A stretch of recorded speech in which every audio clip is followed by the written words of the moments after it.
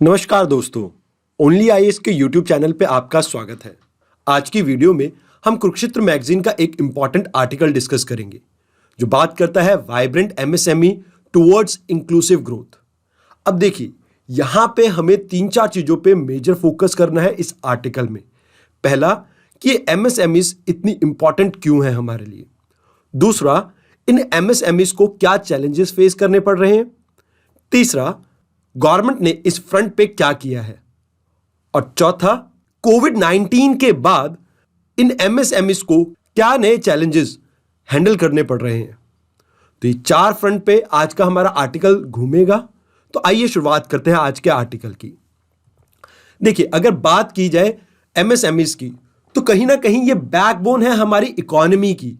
ऐसा मैं इसलिए कह रहा हूं क्योंकि ना केवल ये बहुत से लोगों को एम्प्लॉयमेंट प्रोवाइड करती है, बल्कि साथ के साथ जो हमारे एक्सपोर्ट का 45% हिस्सा आप इन्हीं एमएसएमई से कमाते हैं। अब उसके अलावा ये हाईली डायनेमिक सेक्टर है क्योंकि मेजॉरिटी जो आपकी एक्सपोर्ट है वो डिपेंड करता है इस सेक्टर पे। और इसी वजह से पिछले 50 सालों से लगभग ये इंडिया के एक्सपोर्ट को बूस्ट कर रहा है। ये तो बात हुई इकोनॉमिक एंगल की। बात की जाए सोशल एंगल की तो आपको यहां पे ये याद रखना है कि जो लोग इनमें पार्टिसिपेट करते हैं, मतलब एमएसएमईज में जो वर्क करते हैं, उनकी जो इकोनॉमिक सिचुएशन है वो बहुत ज्यादा अच्छी नहीं होती। तो इस वजह से ना केवल यहां पे हम इकोनॉमिक डेवलपमेंट कर रहे हैं, बल्कि रीजनल डेवलपमेंट और साथ के साथ सोशल डेवलपमेंट भी कर रहे हैं। अब यहां पे जब हम बात करते हैं एमएसएमईज की तो आपको याद रखना है कि एमएसएमईज बहुत डाइवर्स प्रोडक्ट और बहुत डाइवर्स सर्विसेज प्रोवाइड करते हैं। फॉर एग्जांपल, आप देखेंगे कि एक छोटी सी फैक्ट्री में बीड़ी से लेके माचिस से लेके काफी बड़ी बड़ी सामान तक बन रहे हैं। तो इस वजह से जो इनके प्रोडक्ट की रेंज है वो बहुत डाइवर्स है। और ये ना केवल जो डोमेस्टिक मार्केट है उसको कैटर कर रहे हैं, बल्कि जो ग्लोबल मार्केट है उसको भी कैटर करने की कोशिश कर रहे हैं। तभी तो इनका जो एक्सपोर्ट साइज है दैट इज ऑलमोस्ट 50%। अगर फर्दर मेरे को आपको इसकी इंपॉर्टेंस बतानी हो तो ये लगभग भारत के 8 करोड़ लोगों को रोजगार प्रोवाइड करता है। उसके अलावा ये 8% शेयर कंट्रीब्यूट करता है जीडीपी में। और यहां पे हम 6000 से ज्यादा प्रोडक्ट को डेवलप करते हैं। और उसके अलावा ये 1/3 आपकी मैन्युफैक्चरिंग सेक्टर की आउटपुट देता है। और उसके अलावा जो भारत में जितनी भी कंपनियां बनी हुई हैं उनमें से 3/4 हिस्सा आपकी एमएसएमईज का है। और ये कंटिन्यूसली 10% के हिसाब से हर साल बढ़ रही हैं।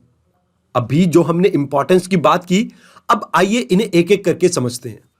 अगर बात की जाए एम्प्लॉयमेंट की तो आपको ये याद रखना है यहां पे कि जब भी हम किसी एमएसएमईज में इन्वेस्ट करते हैं तो वहां पर जितनी आप कैपिटल इन्वेस्ट करते हैं उससे ज्यादा एम्प्लॉयमेंट अपॉर्चुनिटी प्रोड्यूस होती है।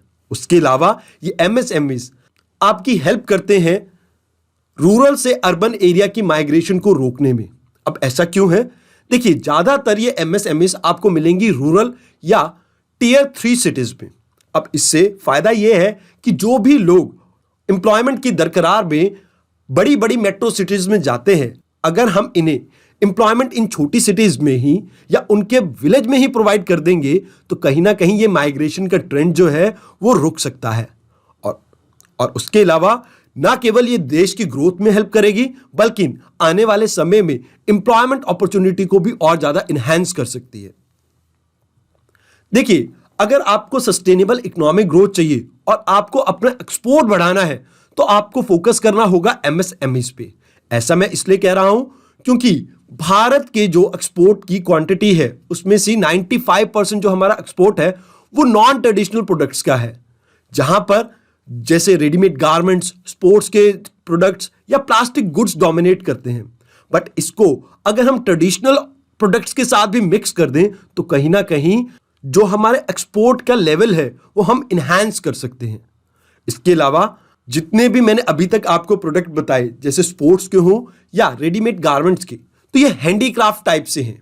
मतलब यहां पर मेजरली जो हमारे एक्सपोर्ट प्रोडक्ट है वो हाथ से बने हुए हैं और ये ज्यादातर इको फ्रेंडली होते हैं। मैं यहां पे प्लास्टिक प्रोडक्ट की बात नहीं कर रहा हूं।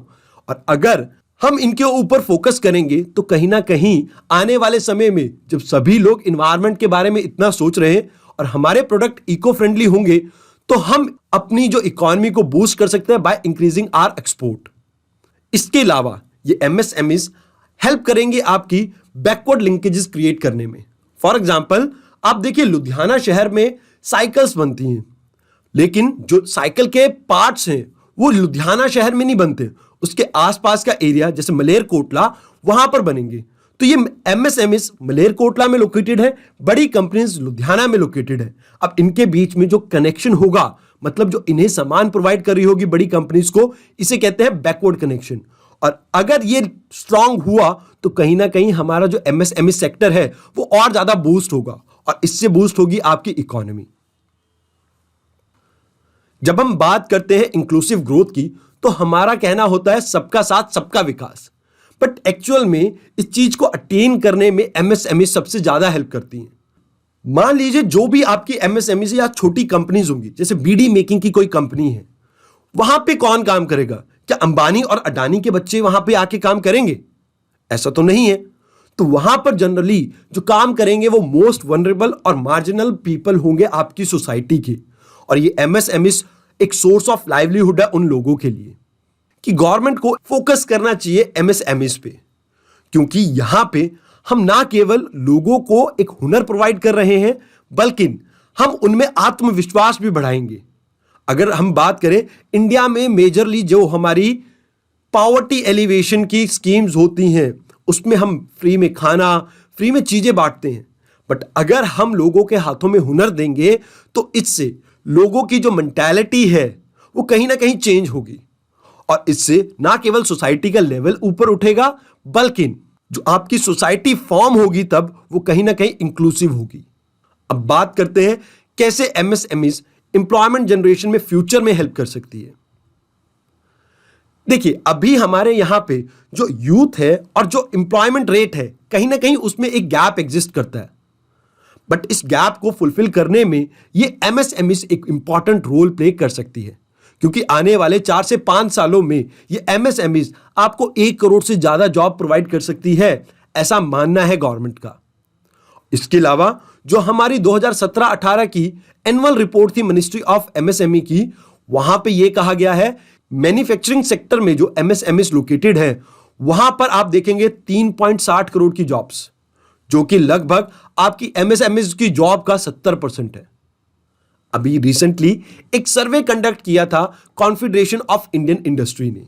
इस सर्वे का नाम था survey of job creation and outlook in MSME sector.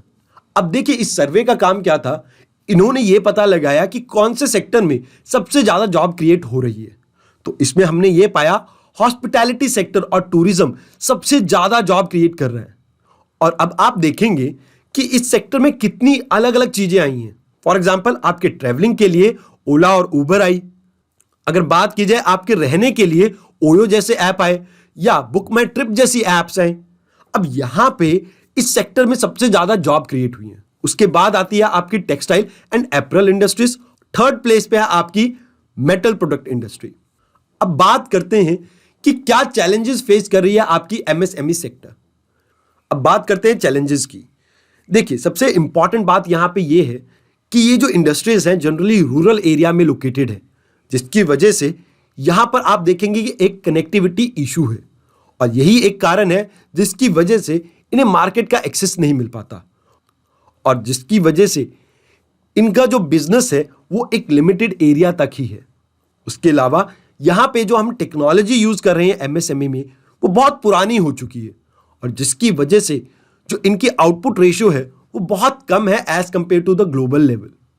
अब यही एक कारण है जिसकी वजह से हमारे जो प्रोडक्ट की कॉस्ट है वो इंक्रीज हो जाती है।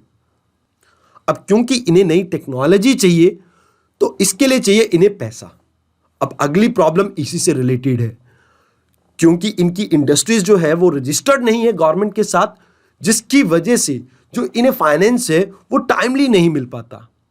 जनरली जो हमारे फाइनेंशियल इंस्टीट्यूशन है वहां पर आपको कुछ ना कुछ कोलैटरल या कुछ गिरवी रख के ही लोन मिलता है और इन इंडस्ट्रीज के पास कोलैटरल रखने के लिए इतना कुछ नहीं होता और जिसकी वजह से ही इन इंडस्ट्रीज में आप देखेंगे ना तो टाइमली यहां पे टेक्नोलॉजी अपग्रेड होती है और ना ही इनके खुद के पास इतना पैसा होता है कि ये अपने एंड पे टेक्नोलॉजी को अपग्रेड कर सकें। उसके अलावा यहां पे आप ये देखते हैं कि रिसोर्सेज की जो वेस्टेज है वो बहुत ज्यादा है इन एरियाज में। इन सब के अलावा कुछ और इश्यूज भी हैं जो आपको याद रखने चाहिए। पहला, जो रिसोर्सेज की वेस्टेज है वो एमएसएमईज में बहुत ज्यादा है, चाहे वो ह्यूमन रिसोर्स हो चाहे वो रॉ मटेरियल हो। उसके अलावा जो इनके डिजाइन्स हैं या इनकी जो क्वालिटी है वो बहुत पुअर है, जिसकी वजह से ये मार्केट में पेनिट्रेट नहीं कर पाते। यहां पे जो हम टेक्नोलॉजी या मशीनरीज यूज कर रहे हैं वो कहीं ना कहीं एनर्जी इनएफिशिएंट है, जो कि इस इंडस्ट्री के लिए ठीक नहीं है, जो कि इन इंडस्ट्रीज के लिए ठीक नहीं है। ऐसा मैं इसलिए कह रहा हूं, जितनी ज्यादा एक मशीन एनर्जी कंज्यूम करेगी उतना ही आपके प्रोडक्ट की कॉस्ट इंक्रीज करेगी और इस वजह से आप देखेंगे कि आपका प्रॉफिट मार्जिन कम हो जाएगा।